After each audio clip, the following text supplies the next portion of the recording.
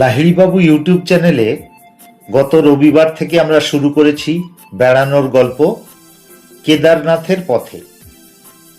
আগের দিন আপনারা শুনেছেন প্রথম পর্বের গল্প হরিদ্বারের দারওয়ানজি। আজ দ্বিতীয় পর্ব। চলুন তাহলে শুরু করা যাক দ্বিতীয় পর্বের গল্প ভগবানের টান। ক্যাপ্টেনের তাড়ায় হরিদ্বার বাস স্ট্যান্ডে পৌঁছলাম বিফোর টাইমে। ফলে সবার ভাগেই এক কাপ করে চা জুটে গেল। ক্যাপ্টেনের বমির টেন্ডেন্সি আছে বলে ও চা খেলো না। পল্টু ওকে একটা অ্যাভোমিন জাতীয় ট্যাবলেট খেতে দিল। বাস চলতে শুরু করতেই বাসের এদিক ওদিক থেকে বাংলা কথা কানে আসতে লাগলো। হরিদ্বার পেরোতে না পেরোতেই আমাদের বেশ আলাপ পরিচয় হয়ে গেল। আমরা প্রায় 20 জন বাঙালি চলেছি কেদারনাথের দিকে। ঋষিকেশে বাস অনেকক্ষণ দাঁড়ায়। আমরা সেখানে নেমে আরো এক কাপ করে চা খেলাম। আমরা ছাড়াও 2-3 জন করে আরো 4টে দল চলেছেন কেদারনাথ দর্শনে। চায়ের দোকানে আলাপ পরিচয় একটু জমাট বাঁধল। আলাপ হলো একটি দলে থাকা ডাক্তার মিত্রের সঙ্গে। বললাম, যাত্রার সঙ্গী হিসেবে যখন একজন ডাক্তার রয়েছেন তখন আর চিন্তা কি। তিনি রসিক মানুষ। উত্তর দিলেন, বাবা কেদারনাথের থেকে বড় ডাক্তার কেউ আছেন নাকি? আমরা সবাই তো তার ভরসাতেই চলেছি। বাস ছাড়ল। বাসের বাঁদিকে আমার আর অর্চনার সিট। আমার পেছনেই ক্যাপ্টেন আর পল্টু। তার পেছনের সিটে রমেন আর তপন। ঋষিকেশ পার হতেই পাহাড়ি পথ শুরু হলো। আর তার আধ ঘন্টার মধ্যেই শুরু হয়ে গেল ক্যাপ্টেনের বমি। আমাদের 20 জনের দলের প্রত্যেকের কোনো প্রচেষ্টাই বাদ গেল না। হাজমোলা, লেবু লজেন্স, কর্পূর, মুখে চোখে জলের ঝাপটা, এমনকি ঝাড়ফুঁকো। শেষে পল্টু উঠে গেল পেছনের সিটে, আর ক্যাপ্টেন কোনো রকমে গুটি মেরে পড়ে রইল সেই ছোট্ট সিটটায়। এতে বমির দমক একটু কমলো বলেই মনে হলো। আমরা স্বস্তির নিঃশ্বাস ফেললাম। আধ ঘন্টা যেতে না যেতেই আবার বমির দমক। এবার ক্যাপ্টেনের মুখ দিয়ে আর কিছুই প্রায় বেরোচ্ছে না। মুখ লাল হয়ে গেছে, বোঝাই যাচ্ছে খুব কষ্ট হচ্ছে।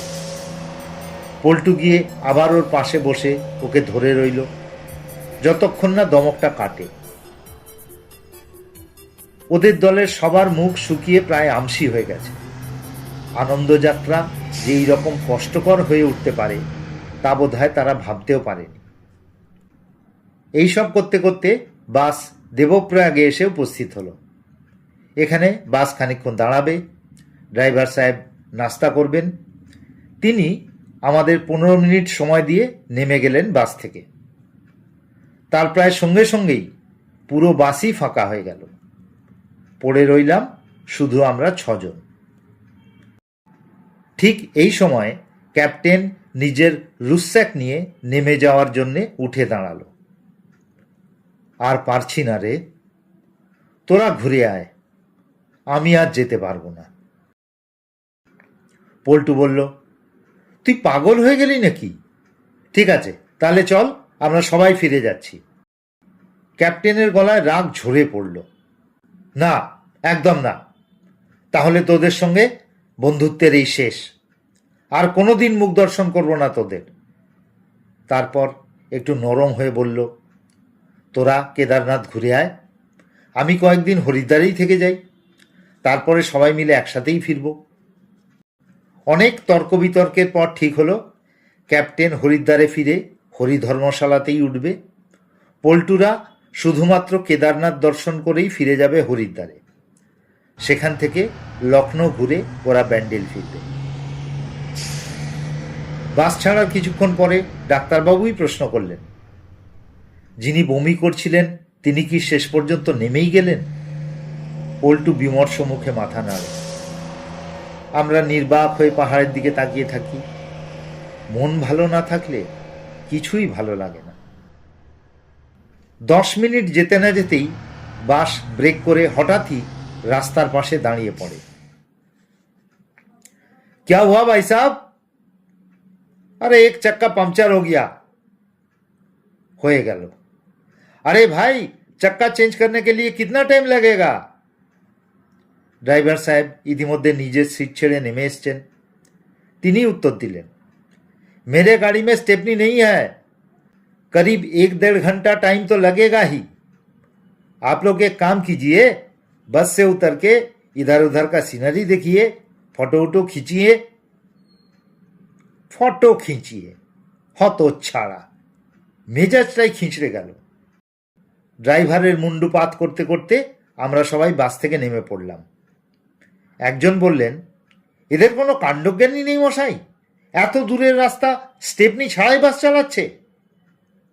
অন্যজনের গলা থেকেও খুব ঝরে পড়ল, জঙ্গলের রাজত্ব চলছে মশাই, আরটিও বলে কোনো ব্যাপারই নেই এদিকে।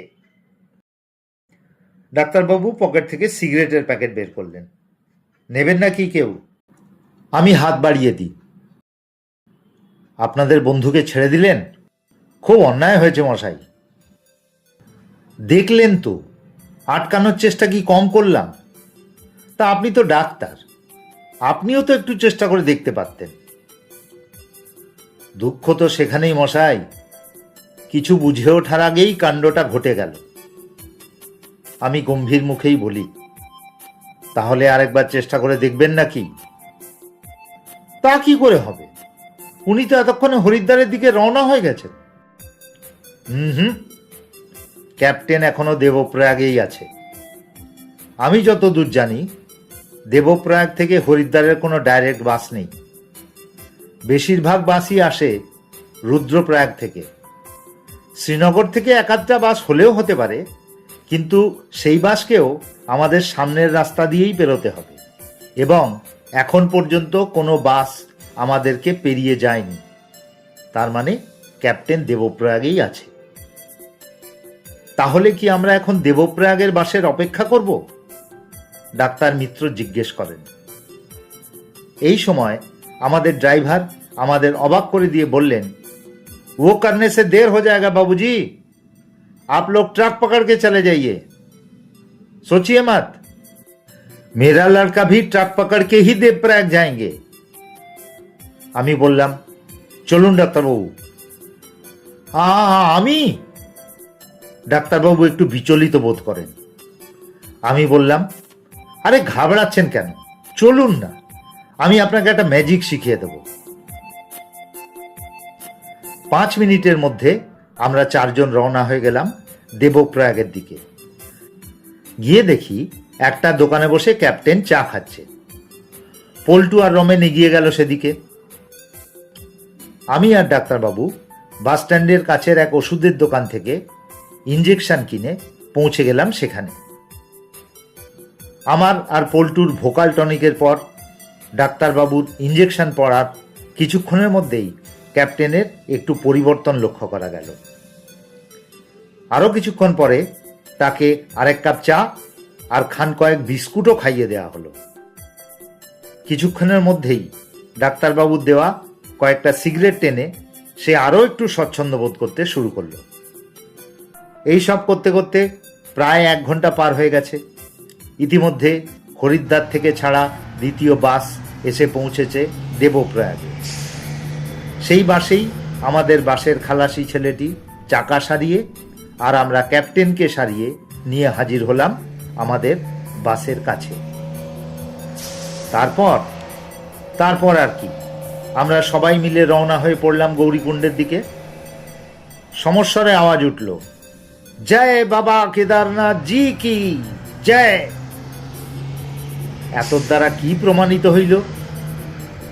এতর দ্বারা এই প্রমাণিত হইল যে ভগবান টানিলে সে ডাক উপেক্ষা করার ক্ষমতা আমাদের মতো ক্ষুদ্র মনুষ্যদের কখনো ছিল না, নেই এবং থাকিবেও না।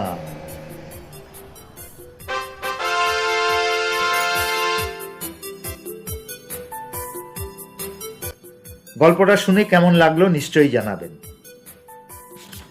আপনারাও অনেক জায়গা ঘুরে বেরিয়েছেন এবং আপনাদের ভান্ডারেও এই রকম অনেক গল্প জমে আছে, আমি জানি। আপনি ইচ্ছে করলে 1200 থেকে 1500 শব্দের মধ্যে আপনার ভ্রমণের গল্প আমাদের লিখে পাঠাতে পারেন। আপনার নাম দিয়ে আমরা সেই গল্প আমাদের চ্যানেলে পড়ে শোনাব। ডেসক্রিপশন বক্সে চ্যানেলের ইমেল অ্যাড্রেস দিয়ে দেয়া হলো।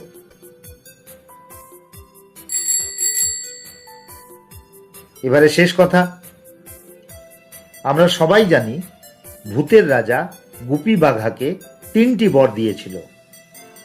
আপনারাও কিন্তু ইচ্ছে করলে আমাদের 3টে বর দিতে পারেন। প্রথম বর যেটা দেবেন সেটা হলো আমাদের চ্যানেলটা সাবস্ক্রাইব করে দেবেন। আমাদের গল্পটা লাইক ও শেয়ার করলেই আপনাদের কিন্তু 3টে বরই দেওয়া হয়ে যাবে। তাই আপনারা আমাদের বর দিতে থাকুন।